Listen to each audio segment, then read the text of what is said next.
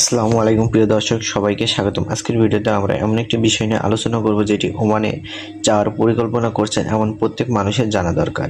অনেকে জানতে চান ওমানে বর্তমান কোন কোন কাজের ভিসা চালু আছে, কোন ভিসায় গেলে কী ধরনের কাজ করা যায়, কোন ভিসা সবচেয়ে বেশি ব্যবহার হয় এবং কোন ভিসা কার জন্য উপযুক্ত। আজকের ভিডিওতে আমরা সহজ ভাষায় পুরো বিষয়টি আলোচনা করব। সবার একটি বিষয় পরিষ্কার করে নেওয়া দরকার। ওমানে বিভিন্ন উদ্দেশ্য আলাদা আলাদা ভিসা দেওয়া হয়। আপনি যদি কাজ করার জন্য যান তাহলে এক ধরনের ভিসা লাগবে, আবার যদি বেড়াতে যান তাহলে অন্য ধরনের ভিসা লাগবে, আবার ব্যবসা, পড়াশোনা বা পরিবার সদস্যের সঙ্গে থাকার জন্য আলাদা ভিসার ব্যবস্থা রয়েছে। তাই আবেদন করার আগে অবশ্যই নিজের উদ্দেশ্য অনুযায়ী সঠিক ভিসা নির্বাচন করতে হবে। বাংলাদেশ থেকে সর্বোচ্চ বেশি মানুষ যে ভিসায় ওমানে যান সেটি হলো ওয়ার্ক বা এমপ্লয়েড ভিসা। এই ভিসায় একজন ব্যক্তি কোম্পানি বা নির্ভরযোগ্য বিদেশি কর্মীদের স্পন্সর করে। ভিসা অনুমোদনের আগে নিয়োগকর্তাকে শ্রম মন্ত্রণালয়ের অনুমোদন নিতে হয় এবং পরে রয়্যাল ওমান পুলিশের মাধ্যমে ভিসা ইস্যু করা হয়। সাধারণভাবে এই ভিসা নির্দিষ্ট সময়ের জন্য বৈধ থাকে এবং সরকারি চলমান থাকলে নবায়ন করা যায়। এছাড়াও কিছু ক্ষেত্রে অস্থায়ী ওয়ার্ক ভিসা দেওয়া হয়। এটি মূলত স্বল্প মেয়াদী প্রকল্প বা নির্দিষ্ট সময়ে কাজের জন্য ব্যবহৃত হয়। কয়েক মাসের কাজ শেষে হলে এই ভিসার মেয়াদও শেষ হয়ে যায়। অনেকে পরিবারের নিয়ে ওমানে থাকতে চান, তাদের অন্য ভিসা ফ্যামিলি বা ফ্যামিলি জয়েন্ট ভিসা।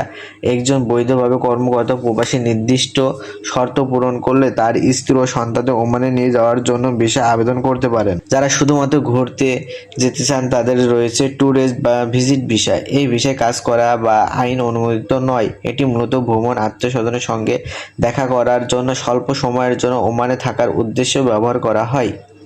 ব্যবসায়িক মিটিং, প্রদর্শন বা অফিসিয়াল কাজে যাওয়ার জন্য বিজনেস ভিসা বা সংশ্লিষ্ট স্বল্পমেয়াদী ব্যবসায়িক ভিসার ব্যবস্থা রয়েছে।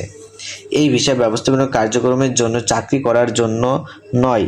যারা ওমানে কোনো স্বীকৃত শিক্ষা প্রতিষ্ঠানে পড়াশোনা করতে চান তাদের জন্য রয়েছে স্টুডেন্ট ভিসা। শিক্ষা প্রতিষ্ঠানের অনুমোদন ভিত্তিতে এই ভিসা ইস্যু করা হয়।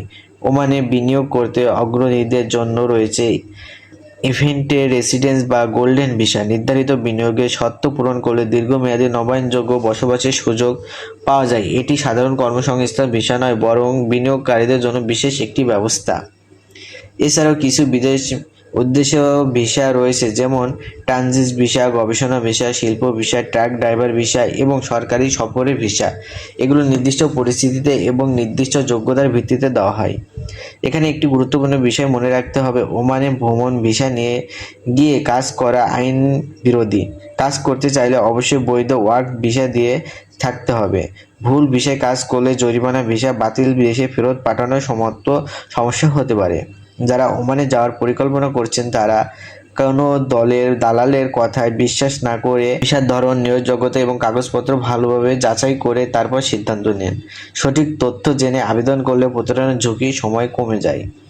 আজকের ভিডিওতে আমরা বর্তমানে চালু থাকা প্রধান ভিসাগুলো সম্পর্কে আলোচনা করলাম। নিয়ম নীতিমালা সঙ্গে পরিবর্তিত হতে পারে, তাই আবেদন করার আগে সর্বশেষ সরকারি নির্দেশনা বা আপনার নিয়োগকর্তার তথ্য অবশ্যই যাচাই করুন। ভিডিওটি যদি আপনার ভালো লাগে তাহলে একটি লাইক দিন, চ্যানেলটি সাবস্ক্রাইব করুন এবং পাশে থাকা বেল আইকনটি অন করে রাখুন।